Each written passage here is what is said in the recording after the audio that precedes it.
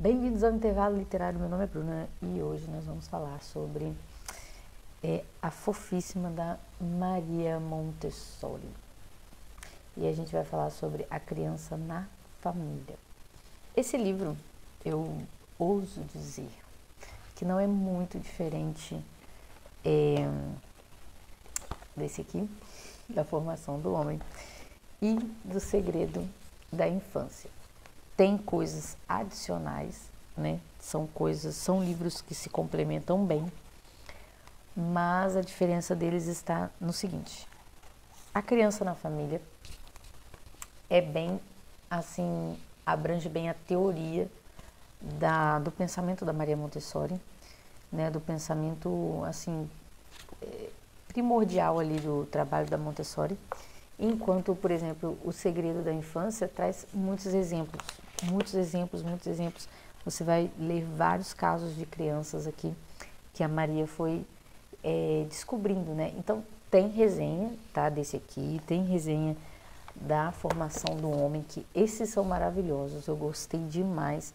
E esse livro da criança na família trouxe uma complementação do que eu já tinha lido nesses outros dois livros. E tem também esse aqui, ó, que é a psicogramática, que é formas, né, de você ativar, né, a consciência, né, da gramática e tudo mais na criança com alguns exercícios. Esse livro aqui eu não li ainda, quem leu foi o Thiago Honorato e ele já fez uma resenha sobre ele, então se você quer conferir para comprar, né, se você quer ver como é que é, se é o que você está procurando, você corre lá no canal do Thiago para você ouvir essa resenha aqui. Então, eu vou conversar com vocês sobre esse livro aqui, e uma coisa que me chama a atenção, né, sempre, é que a Maria Montessori, ela divide aí a opinião das pessoas. Tem gente que não gosta dela, que não gosta, assim, da forma como ela vê a criança. E isso eu sei porque ela parece estar no outro extremo, né, de uma ideia bem pessimista da criança, né, de que a criança precisa ser socializada para ser um ser humano, porque ela ainda não tem tudo que um ser humano precisa para ser sociável, até que você a eduque, que você a corrija, que você a molde e tudo mais. E aí, isso vai bater, né? Esse discurso desperta assim um sentimento de que se você disser que essa criança tem tudo que ela precisa, ela soa meio assim otimista demais. E se você falar que não, pode soar pessimista demais.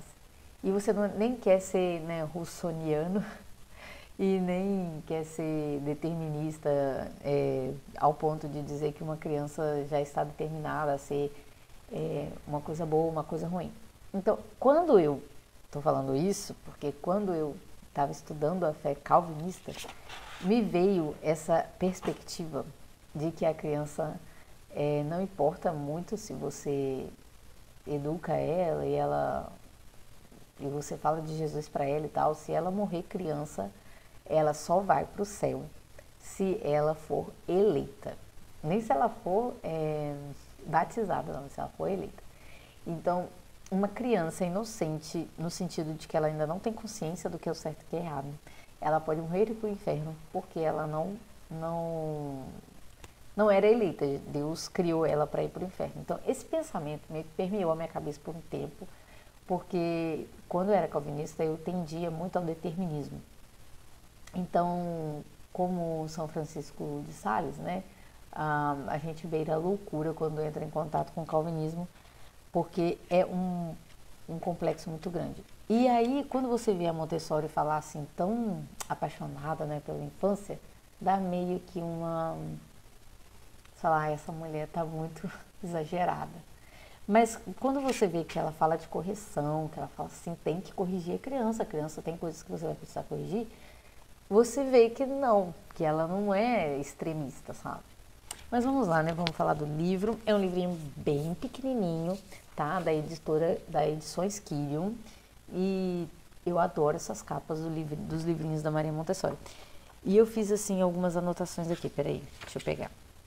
Vou mostrar pra vocês, eu faço anotações em moleskines, assim, ó. E aí fica uma completa bagunça. Então vamos lá. Eu gosto muito de ler para vocês resumos, né, do livro, porque às vezes tem parágrafos que são ótimos para poder entender a ideia do livro. Então olha só, na página 90, lá pro final já, fala o seguinte: acompanhar atentamente todas as expressões da alma infantil, deixar a criança livre para que manifeste suas necessidades e garantir todos os meios externos necessários ao seu progresso. Esta é a premissa para um desenvolvimento livre e harmonioso para a formação das suas forças. Aí olha só, como ela fala de uma coisa meio espiritual, né? Que ela fala todas as expressões da alma infantil, deixar a criança livre para que manifeste suas necessidades e garantir os meios externos necessários ao seu progresso. Então você vê que ela tem uma defesa de que o adulto precisa olhar para a criança não só assim para aquilo que é físico, né? É remédio, é vacina, é banho, é comida, mas o que a alma dessa criança está pedindo para ser atendida? Aí olha só, aí lembra que eu falei com vocês sobre a correção, que a Maria Montessori ela não acha que a criança não precisa de correção. Olha que interessante. Devemos dar à criança um ambiente que pertence somente a ela. Essa parte é bem difícil de fazer, né? Uma pia, poltronas do tamanho dela, mesinhas com gavetas, objetos de uso comum que podem ser usados, uma cama para dormir na noite com um cobertor, tudo isso ao alcance da criança. Então, por isso que você tem lá a cama Montessori. Mas não é só a cama, gente, a casa inteira precisa ter, no método Montessori, a casa inteira precisa ser funcional para a criança, tudo no baixo. Libertemos a alma oprimida da criança. Como num passe de mágica, desaparecerá dela todo o mal, ao menos aqueles que foram causados pela opressão. Permanecerão apenas os defeitos dependentes de sua própria constituição.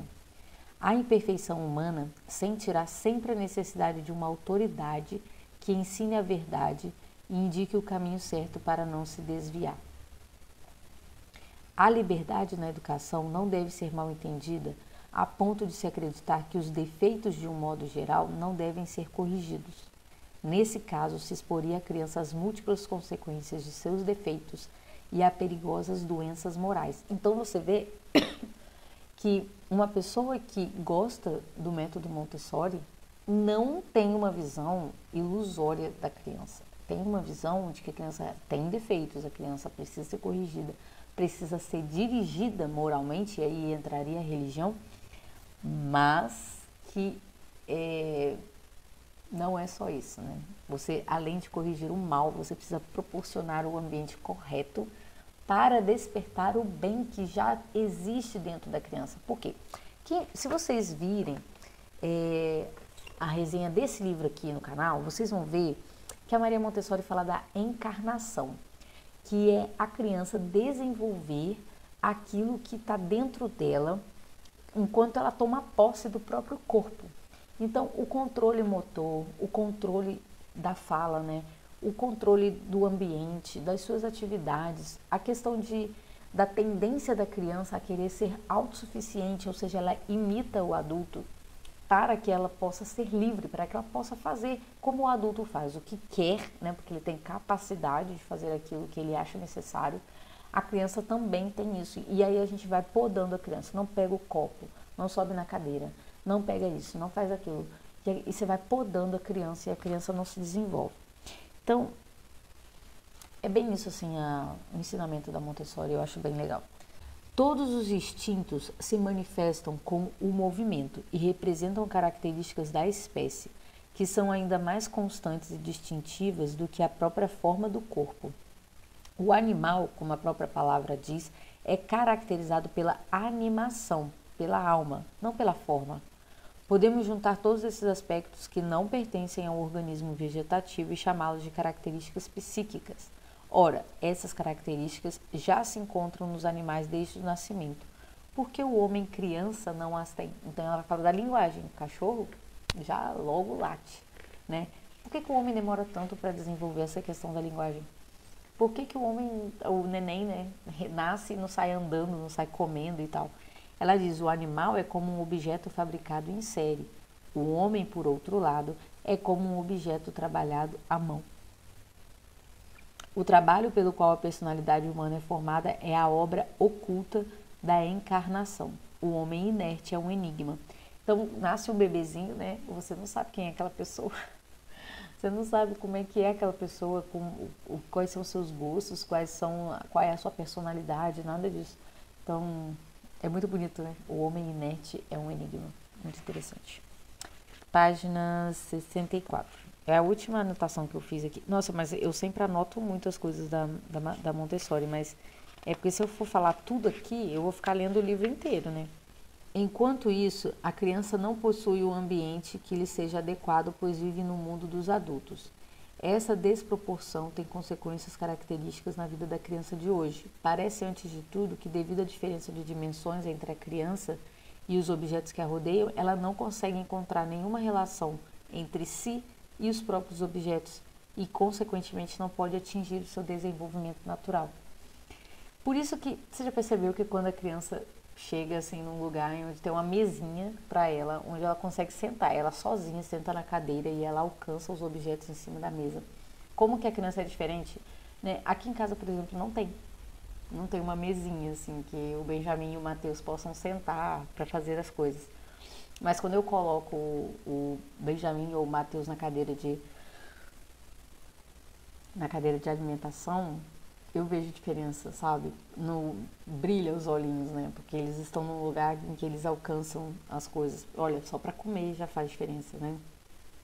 Aí ela traz, né? Traz a questão das dimensões, de como que a criança precisa ter acesso às coisas para ela poder se cuidar, para ela tirar sua própria roupa, para ela, né, comer com a própria mão. Tudo isso, tipo, ter objetos de verdade, sabe? Nada de plástico, brinquedo, coisas de verdade mesmo para ela poder ter cuidado na hora de mexer com vidro, com talheres e tudo mais. E o método da Montessori é esse, é deixar a criança viver, sabe? Deixar a criança aprender a ser parecido com um adulto, almejar a vida adulta, os movimentos, as capacidades e tudo mais. Por isso que eu acho tão bonito o ensino da Montessori. Então é isso, gente. Eu espero que vocês tenham gostado. Não vejo assim necessidade para você conhecer a Montessori, né? Para você conhecer o que é a Montessori, eu acho que esses 2 livros aqui é o suficiente, assim, só para você ter uma ideia do que é o ensino dela, a formação do homem e a criança na família. Agora, se você quiser, ver mais exemplos, ouvir a história dela, de como que ela começou tudo isso aqui, O Segredo da Infância, que é fantástico também. E lembrando que eu vou deixar o link aqui embaixo para a compra desses livros, se você quiser, se você se interessar. E toda compra que você faz por esses links me ajuda muito. E eu quero pedir você também para se inscrever nesse canal, já deixar o seu like também, o seu comentário. E compartilhar para a gente ver se consegue colocar esse canal para funcionar de novo, né? Então eu preciso que o algoritmo volte a nos enxergar. Então vamos lá. Eu vou fazer mais alguns vídeos hoje, agora, né? Vamos ver se eu consigo fazer mais alguns, para a gente voltar a falar sobre aquele livro da Patrística que a gente estava lendo e também a controvérsia católica, porque antes eu preciso fazer essas resenhas que eu já anotei aqui. Então, tchau, tchau, até os próximos vídeos e compartilhe esse vídeo com alguém. Tchau!